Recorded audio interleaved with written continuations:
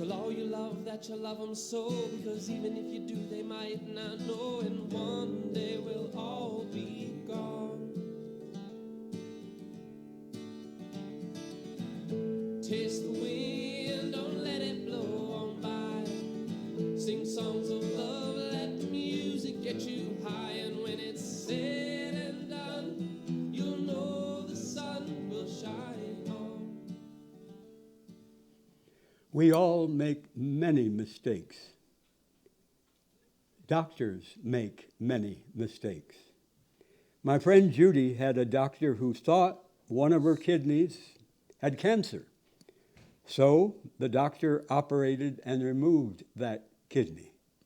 But after surgery, no cancer found in that kidney that he had removed. So Judy has lived for years with only one kidney. We all make many mistakes. Doctors make many mistakes. If your doctor does not answer your questions, change doctors. My friend Dan's doctor put Dan on the statin drug for many years until Dan found out his neuropathy, which in his feet, a feeling like pins and needles and numbness. His neuropathy in his feet was caused by the statin drug. Dan stopped the statin, but still suffered from what he had taken for years. My cousin Zelima's husband was allergic to penicillin.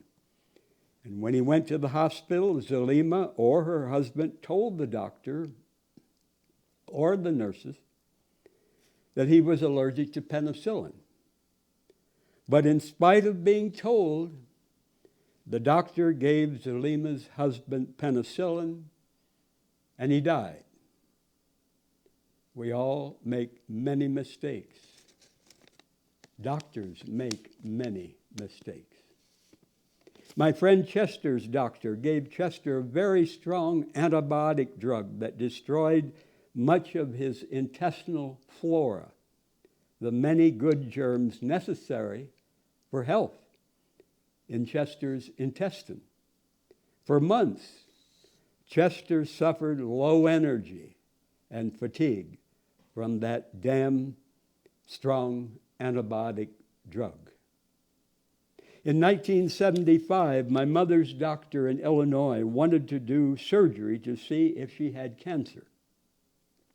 But we refused. We took my mother to the world-famous Mayo Clinic in Rochester, Minnesota. They did many tests, and they found no sign of cancer in my mother. They did not do surgery. The team of doctors at Mayo Clinic came into her room. They were honest. They were humble enough to admit they did not know what was wrong with my mother. They sent her home with the vitamin folic acid. It's a great vitamin, but it's like trying to build a house out of one good wall. It's not enough. And later I wrote to the Illinois doctor who had wanted to do surgery on my very sick mother. I told him about my mother and the Mayo Clinic. I told him my very sick mother could have died on his operating table. For what? But that Illinois doctor mailed back my letter and had scribbled on it that he was right in recommending surgery on my mother. Maybe the doctor feared we would sue him or tell other people about his dangerous advice that could have killed my mother. We all make many mistakes. Doctors make many mistakes. A woman friend suffered several cancers for years. Her cancer doctor told her not to eat nutritious food, when she was taking chemotherapy. Cancer patients, especially when they're on chemotherapy, need to eat the most nutritious food possible in order to live. Sadly, my friend followed the cancer doctor's wrong advice not to eat nutritious food. Sadly, she died. When I was 28, I had surgery on the retinas of both my eyes, 10 weak spots or holes on the one, 13 on the other. 49 years ago, when I was 28, I had that surgery. I was terrified of going blind. My mother had surgery 2 times for detached retina at the University Hospital in Madison, Wisconsin. My mother and I both had diabetic retinopathy. She and I were severely addicted to sugar shit. Ice cream, cookies, pie, cake, candy. As a kid and in my 20s, I hogged out on that slow poison shit. And I saw what it did to my mother. She suffered for many years, died of kidney disease, went from 98 pounds at 26 to 270 in her 50s. And seeing how she suffered, I woke up, I changed. And as far as I remember, no doctor, no nurse asked my mother or me what we were eating. Our serious eye disease was caused largely by our severe addiction to sugar shit. And now, unless I were literally starving, I wouldn't eat cake, cookies, candy, ice cream for $1,000 on the spot. My sweets are healthy fruit, a lot of healthy fruit. And fresh fruit have vitamins, minerals, enzymes, fiber, which the sugar shit does not have.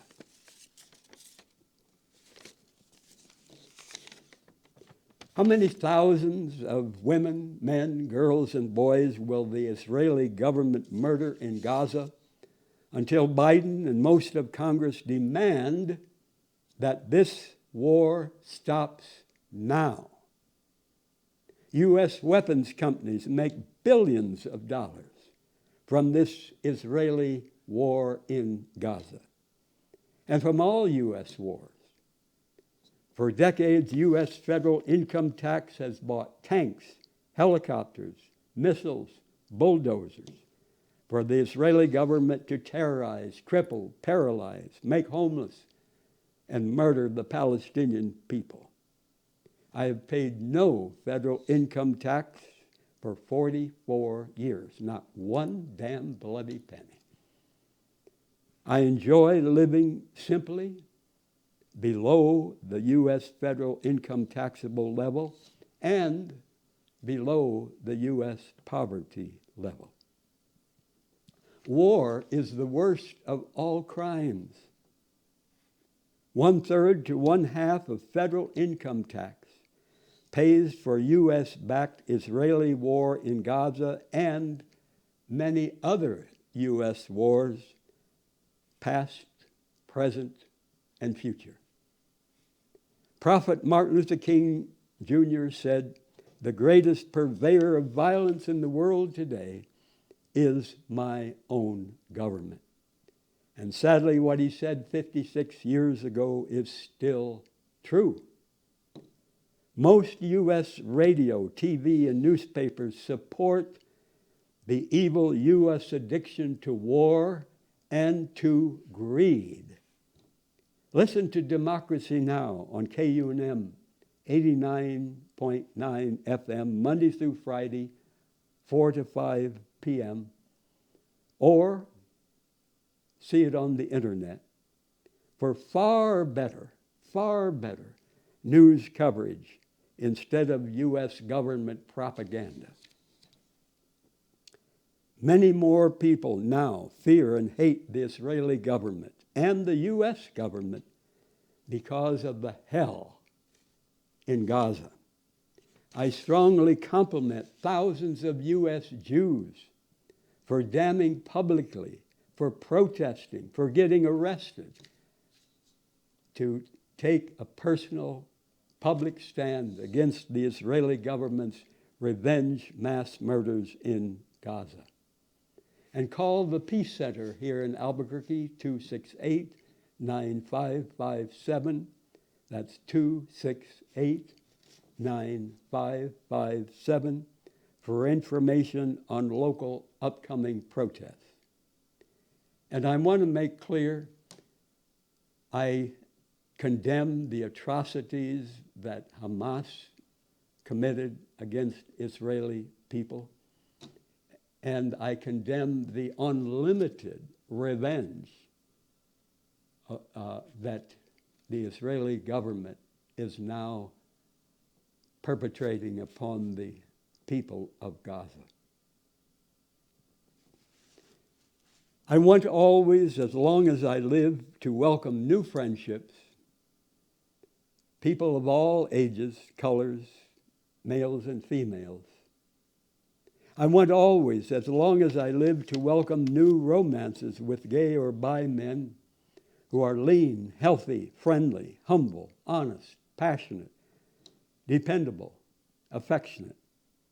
Men who have no shame, no guilt about sex with men. And sadly, many people, not all, but many people as they get older, stop being open to new, deep friendships. Many people, as they get older, stop being open to new, passionate romances. They fear being hurt again because of very painful past breakups and the deaths of loved ones. But a heart in love is always young in spite of the wrinkled body. Churches say God is a spirit, but what is a spirit? If God is a spirit with no cock, no balls, why do most Christians refer to God as male? He, him, his. If God is good and cares for all people fairly, how can God watch millions of people for thousands of years suffer starvation, floods, fires, hurricanes, tornadoes, torture, rape, family violence, war? How can God watch such massive misery and not help, especially when millions beg God desperately for help? Why does God want people to worship and praise God often and fervently? Is God, the creator of the huge universe, insecure? Does God get mad and raise hell on earth?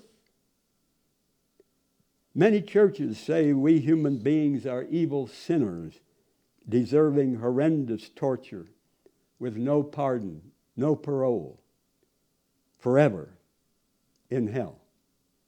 Many sermons and books try to explain why an all-powerful, fair, loving God refuses to help millions of suffering people, begging God desperately for help. No one on earth can explain that. How would we ever know for sure if God answered our prayers or if something we prayed for would have happened anyway? How would we know? Why do most people in the United States believe in heaven after death when there is no proof heaven exists?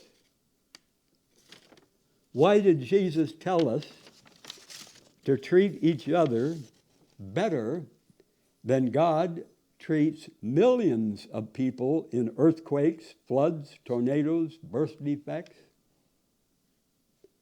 Some churches teach if a child dies before the age of accountability, maybe 7 years old, when they are old enough to choose right from wrong, if the child dies before that, that child will not go to hell. Well, if that's true, and if God is fair and loves all people equally, and if God knows how people will later decide as adults for or against God and who will go to heaven or hell, why does God not kill as children all people God knows will decide against God later in life and go to hell? Folks, it all makes no sense. It makes no sense, this stuff.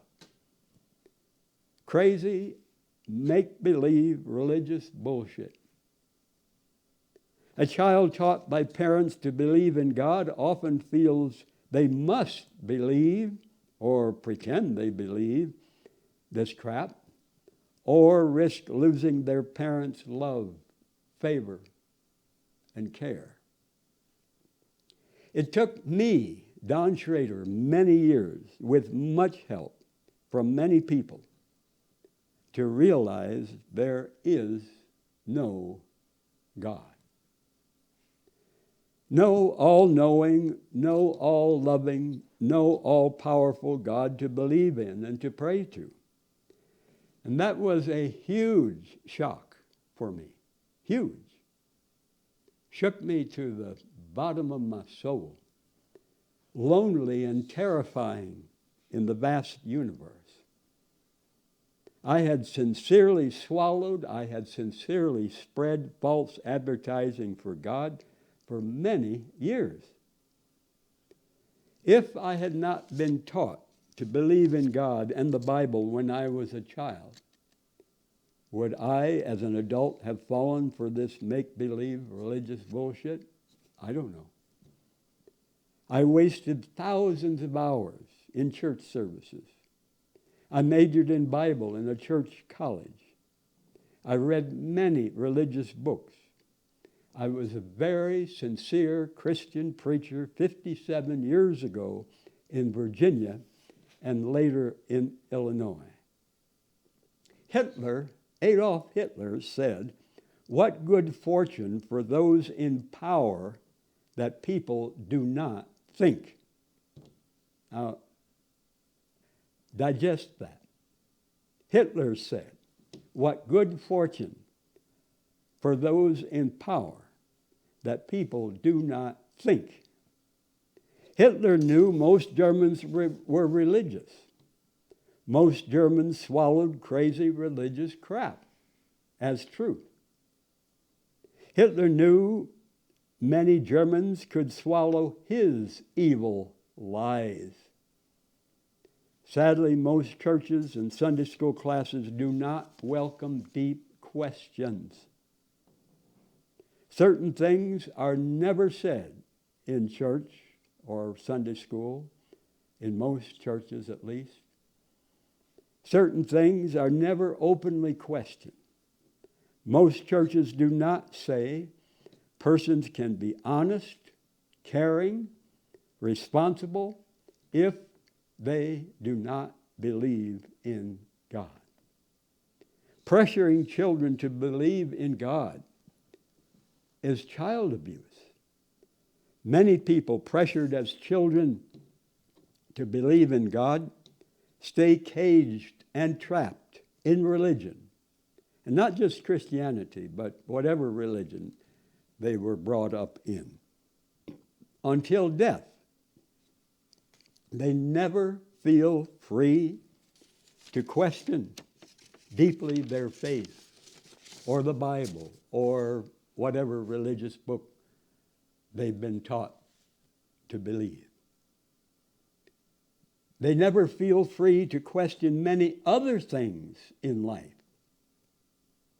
White supremacy, U.S. wars, U.S. advertising for much crap no one needs, and many, many more things. The first time I had sex with any male was in 1976 when I was 31. He sucked me off, or I sucked him off.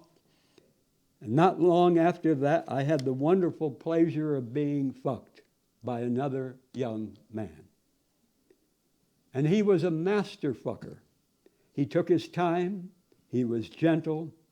I forget if I had told him it was my first time being fucked by a man. I wish every man fucking a man would be like him. I don't remember his name. I don't think I would recognize his photo from that time if I saw it, but that memory is precious. So very different from being fucked by a man who does not give a damn about how the man he is fucking feels, whether he is enjoying it or suffering in pain. And many years later, I greatly enjoyed fucking dear Jose many times. Jose was bisexual from Mexico. He never fucked me. I wish he had fucked me. He fucked women and younger men. I was in love with Jose. I licked Jose's asshole before fucking him. My friend Steve here in Albuquerque had taught me the pleasure of having my asshole licked. I loved Jose deeply. I was in love with him. Jose will always have a special place in my heart. Am I ashamed of speaking on television and YouTube about fucking a man or being fucked by a man? Hell no. Why would I be ashamed of the intense pleasure of fucking a man or being fucked by a man if both men are enjoying it? I would be damn ashamed as hell, of giving pain, bruises, injuries, concussions to men in football, boxing, mixed martial arts. More than 200,000 people in Guatemala were murdered during the war in the 1970s and 1980s. The United States provided weapons, officer training, and CI support to the brutal government of Guatemala. The government of Guatemala destroyed 662 villages, not individuals. The government of Guatemala, backed by the U.S. to the hilt, destroyed 662 villages in Guatemala. And many years earlier, in 1954, the United States CIA overthrew the democratically elected president in Guatemala. Why? Because he opposed U.S. corporations stealing his people's labor and resources. It was all about the filthy greed of huge U.S. corporations. In Nicaragua, in Central America, the U.S. supported the bloody dictator Somoza, and President Franklin Roosevelt in the United States said, "Somoza is a son of a bitch, but he is our son of a bitch." In other words, no matter how cruel, how bloody the man is, as long as he sides with the U.S. government, we will support him. Evil, absolutely evil. More than 50,000 people in Nicaragua were killed in the war to remove Somoza. And many years later, war between the Sandinistas and the U.S.-backed Contras in Nicaragua killed 30,000 people. In El Salvador, civil war killed 75,000 people. In all three of these nations in Central America, U.S. leaders and taxpayers caused a massive river of blood. The United States sided with a few filthy rich at the top who supported U.S. corporations, robbing many millions of poor people. The U.S. supported the murder of most of the more than 355,000 killed in these three nations. 355,000 in the 1970s and 1980s. The United States has murdered far more people, many millions of people, in Central America, Iraq, Afghanistan, Yugoslavia, Chile, Vietnam, Cambodia, and dozens of nations than Osama bin Laden, Saddam Hussein, and ISIS murdered. And sadly, most people in this country do not know the evils their federal income tax dollars pay for. And sadly, many people in this nation do not give a damn. Millions in the United States have never called or written Congress or the President even one time to oppose U.S. mass murder abroad. In the 1970s, U.S. Secretary of State Henry Kissinger told the brutal U.S.-backed dictator Pinochet in Chile that the U.S. would not demand that Pinochet respect human rights in Chile. Pinochet tortured, Pinochet jailed, Pinochet murdered many thousands in Chile. Millions worldwide fear and hate this U.S. government. Imagine you went to a town where everybody always wore cloth covering their ears. Even in hot weather, you never saw anyone with bare ears in public. It was forbidden by law. You could get fired. You could get thrown in jail, laughed at, cursed, beaten up, branded as a dangerous pervert if you showed your naked ears in public. Insane. Why are these people ashamed and afraid of seeing bare ears in public? Why are they so hung up on that part of the body? Why this weird taboo? In this society, the same is true of naked cocks, testicles, vaginas, asses, and female breasts. Why the crazy, sick hang-ups about these precious, pleasurable parts of our bodies? Why is it legal to show rifles, shotguns, revolvers, nuclear missiles in public, but not naked penises, testicles, vaginas, asses, and female breasts? Is this world the lunatic asylum of the universe? Our genitals are not obscene.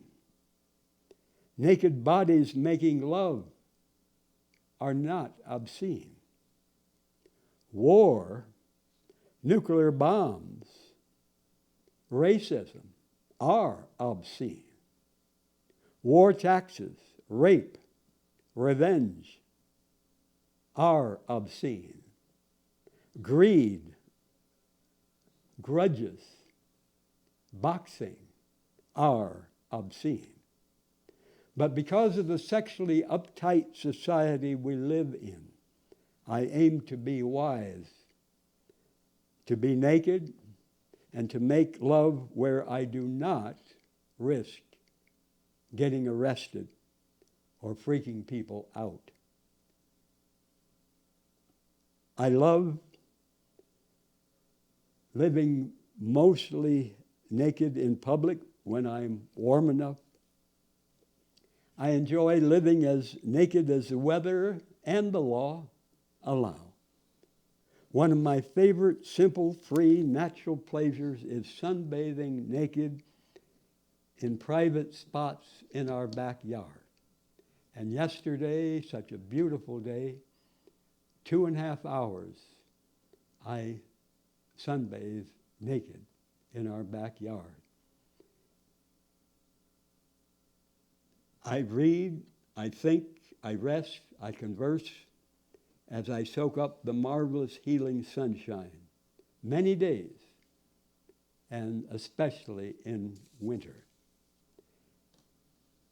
And this day that I'm doing this show is October 31st, and yesterday when I was naked sunbathing 2.5 hours in the sun was October 30th. So I'm just wanting to clarify that, because if you see my show on another date and the day before was cloudy and snowy or rainy or windy, I want to make sure you know I'm not going nuts. Some powerful words from Dr. Stephen Sainsbury. He says, during my more than 25 years as an emergency medicine physician, I treated hundreds of patients with gunshot wounds. Hundreds of patients with gunshot wounds. I treated criminals who shot each other. I treated gun owners who killed their family members in drunken rages. I pronounced dead suicide victims who shot themselves with an easily accessible handgun in their home. And this emergency medicine physician says, yet in all these years of emergency medicine, I never treated a single patient who was shot by a law-abiding citizen in self-protection. Not one. And multiple reputable studies and surveys bolster what I observed. Choosing to have a gun in your home because it will keep you safe is a myth, and a deadly myth at that. And yet surveys of gun owners show they consistently say self-protection is the reason they have a gun. Self-protection as the primary reason for 67% of gun purchases. Suppose you have the same fears and obtain a handgun. Which of these two scenarios is more likely? Choice one, that gun you just bought will save your life from criminals or home invaders. This is known as defensive gun use. Choice two, that gun will be used to kill you or a family member, whether that means the murder of a family member, an accidental shooting, or suicide. It's choice number two by a landslide. In 2017, for example, according to FBI reports, for every justifiable homicide, a defensive gun use death, there were 35 criminal homicides. And that doesn't even include the thousands of deaths each year by suicide or the accidental deaths that occur when a handgun is in the home. And this emergency medicine physician, Dr. Stephen Sainsbury, says, what's more likely, that someone will break into your home and threaten your family, or that a member of your family in a moment of anger or drunkenness will resort to wielding the same weapon against you? Or that in a moment of despair, a loved one will turn that easily accessible gun on themselves? or that your 5-year-old who knows exactly where you keep your gun will accidentally shoot himself. Certain behaviors, not wearing a seatbelt and shoulder harness, or smoking cigarettes, for example, increase your risk of injury and death. And having a handgun in the home is no different. The presence of a gun in your home dramatically increases the risk of homicide, suicide, and accidental death. Be responsible. Be wise. Do not buy into the myth of owning a gun for self-defense. The life you save may be your own. Dr. Stephen Sainsbury, an emergency medicine physician during his 25 years of treating people shot by guns.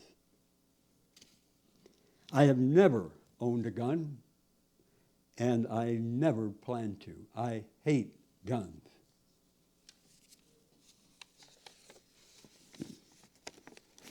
I condemn kids shooting kids. I condemn kids shooting adults. But adults are largely the cause. Kids do not own the gun factories. Kids do not own the gun stores. Kids do not write, produce, and act in the evil U.S. movies that glamorize guns. Evil U.S. movies that glamorize settling problems with a gun. Kids are not the mayors, the business owners, the city and state officials who say nothing publicly against the evil movies made in New Mexico, movies glamorizing guns, movies glamorizing murder. Kids are not the adult actors of all colors who get filthy rich, poisoning kids' minds with violence. Kids are not the parents who own guns. Kids are not the parents who love guns. Yes, kids who shoot and kill need to change, but even more so, the adults who are even more responsible for kids' gun violence. Doug, a U.S. Vietnam veteran, said, "I hope you can see the hell I live through every day. My experience has left me a very lonely person. I have no real friends, and I don't think I ever will until I find peace within myself. I hope that someday I will be able to forgive myself." These heart-wrenching words from Doug, a Vietnam veteran. Far worse than COVID is war fever. A father has war fever when he believes the military will make his son a better person by enslaving him in this nation's most violent gang. A fan in the sports stadium has war fever when he or she gets excited and feels patriotic pride when a U.S. jet bomber flies over the stadium to open the football season. Millions of men and women have war fever when they enjoy watching war movies. Millions of men and women have war fever when they own and love guns. Millions of men and women have war fever when they play violent video games and when they choose to be ignorant and silent about U.S. wars worldwide.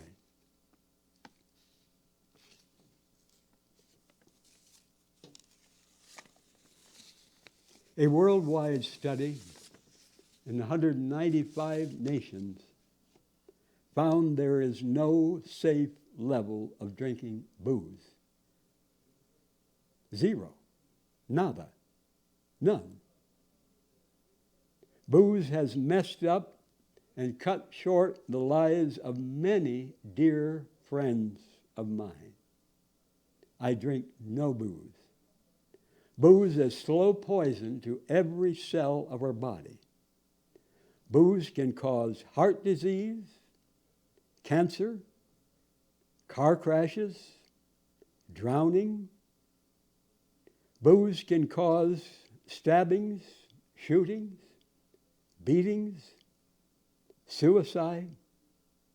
Booze can cause house fires, freezing to death, brain damage, depression. Booze can cause high blood pressure, stroke, liver disease.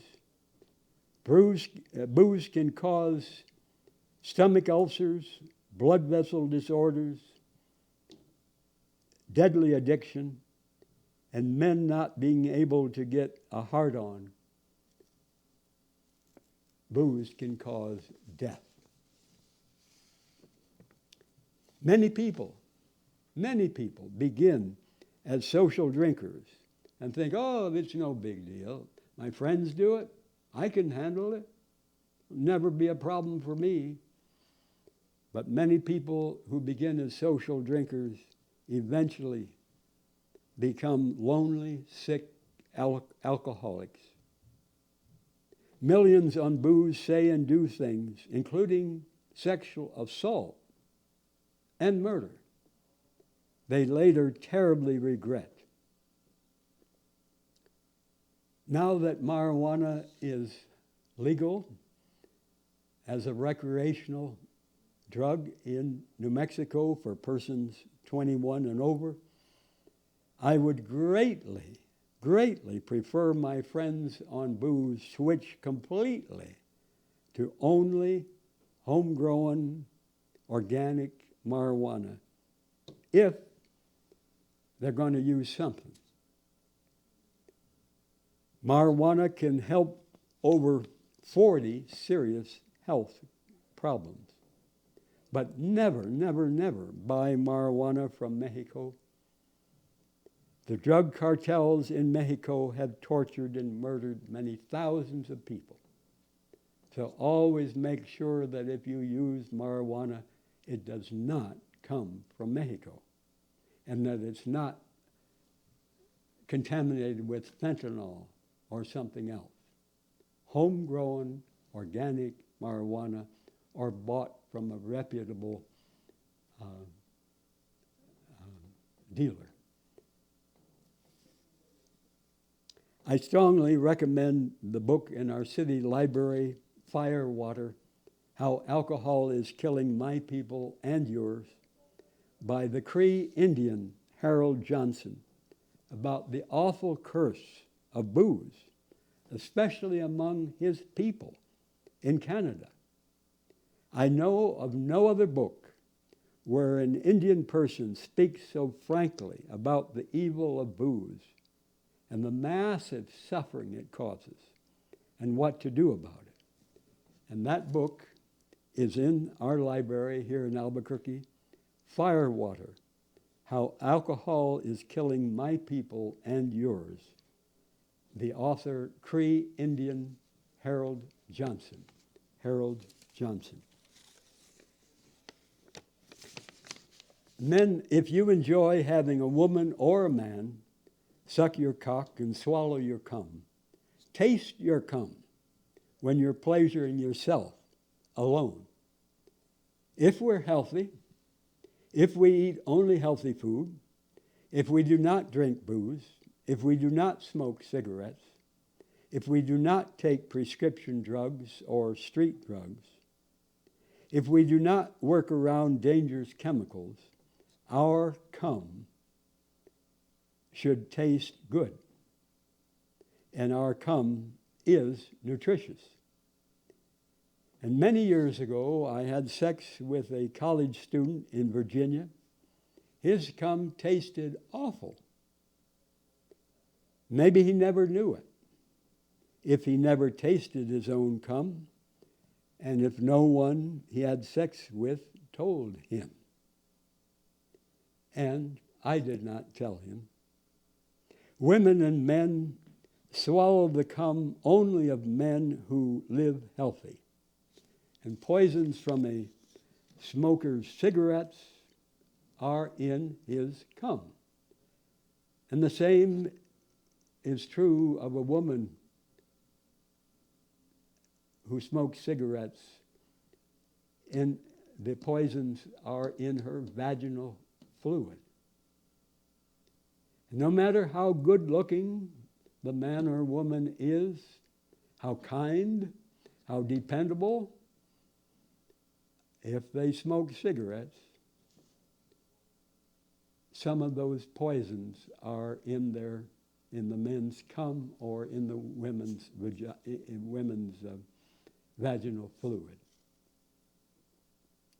I remember my bisexual friend here in Albuquerque, Herman, who died years ago in his 90s. He greatly enjoyed sucking men off. He said their cum was like a milkshake.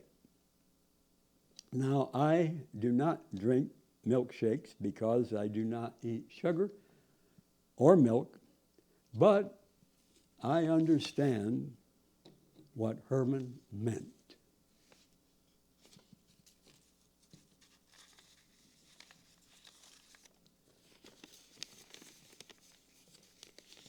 The United States spends far more for war than any other nation on earth, far more. The U.S. spends more for war as the next 9 highest nations combined. A peace-loving country? Hell no. Evil. This nation is absolutely addicted to war. Do I believe white supremacists can change? Yes. Do I want them to change? Yes. What can I say or do to help them change?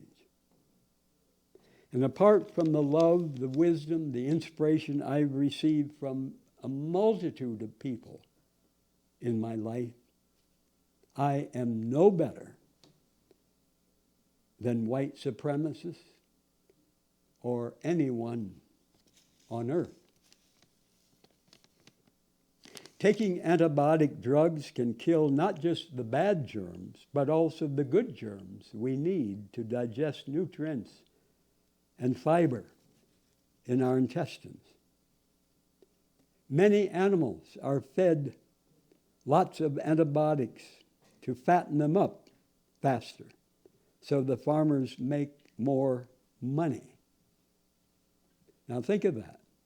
Many animals are fed antibiotics to fatten them up faster, so the farmers make more money. Well, if humans take a lot of antibiotics over their lifetimes, no wonder they get fat. The antibiotics in those animals' meat and milk and the antibiotic drugs people take directly can cause fat bodies, asthma, allergies, and diseases of the intestines.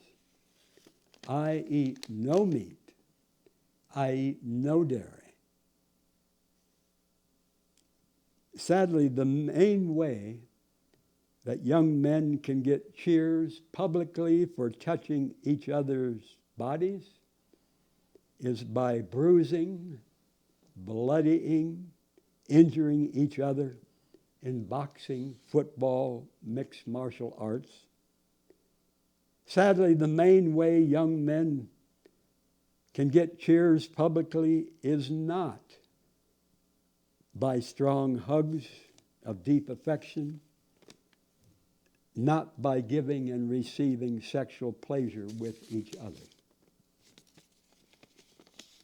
To be a good, honest, fair cop is not easy. Some reasons I would not want to be a cop: I refuse to carry a gun. I hate guns. I hate wearing uniforms, especially in hot weather. I refuse to enforce laws I oppose. I refuse to shut up about police beatings and killings. And how can anyone be a good cop if he or she does not have the conscience and the courage to condemn publicly the violence he or she sees other cops commit? I reject much of the police, court, and prison system. It emphasizes fear and punishment instead of helping people change their lives for the better. The first Thanksgiving Day was proclaimed in 1637. Going on 400 years ago, the first Thanksgiving Day was proclaimed in 1637 by the governor of Massachusetts. Why? To commemorate the wiping out of the native Pequot people, Native Americans, slaughtered. The white massacre of over 700 men, women, and kids. Did most of us learn that's what the first Thanksgiving Day was about in this nation? Hell no. When will we get the full truth in our history books and on radio and TV and newspapers? Not enough sleep causes us to crave junk food. Not enough sleep can cause fat bodies. Not enough sleep can cause diabetes, cancer, dementia. Not enough sleep can cause emotional problems, colds, flu, heart attacks, strokes, depression. Not enough sleep can cause memory loss, lower immunity, high blood pressure. So never consider yourself lazy for getting as much sleep as you need to be healthy.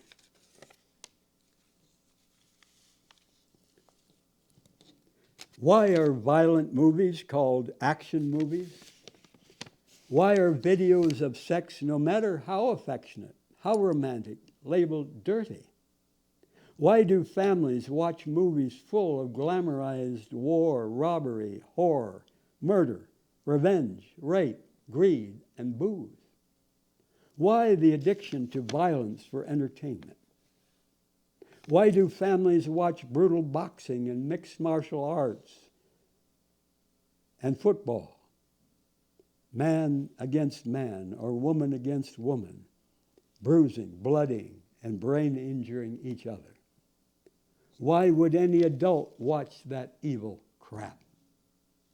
Why are movies of passionate romance and sex between Juliet and Romeo, or Juliet and Judy, or Romeo and Roger not considered family entertainment? Imagine a world where watching affectionate lovemaking is family entertainment for all ages. Why do many parents prefer their adult son be a boxer injuring men or a soldier killing men in war than for him to be in love and make love with men?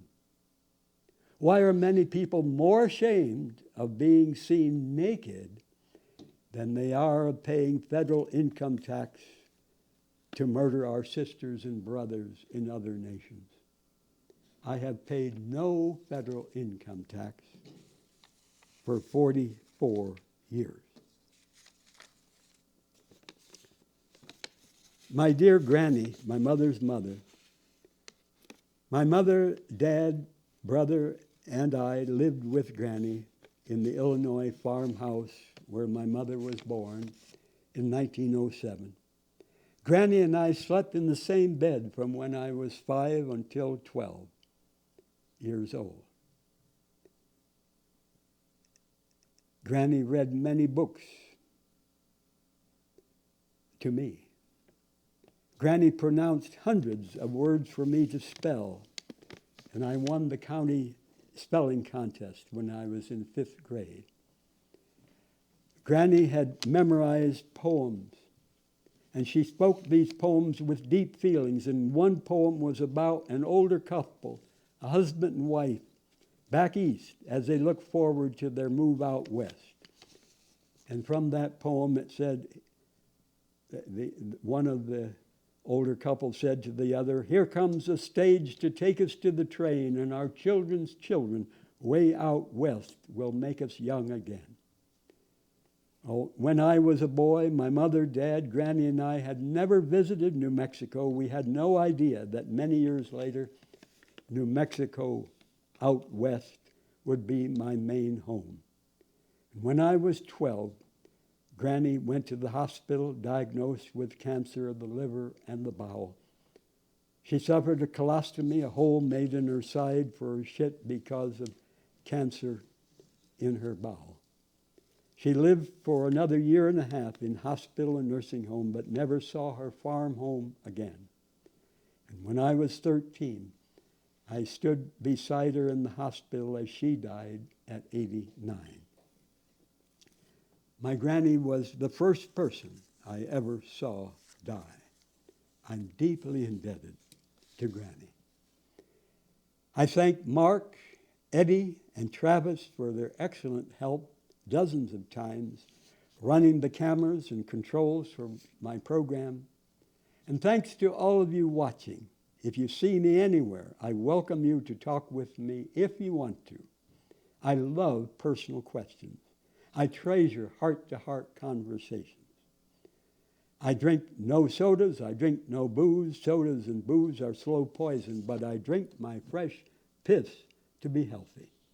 Many people, for thousands of years, have drunk their piss to be healthy. It's not some new idea that I dreamed up. I started drinking my piss November 10th, 1999, and almost every day 24 years ago. But after the hit and run I suffered May 16th this year, I stopped drinking my piss for 2 months. Why? Because of the pharmacy drugs I received in the hospital. Some of those drugs were in my piss. So, to your health and to my health, thank you.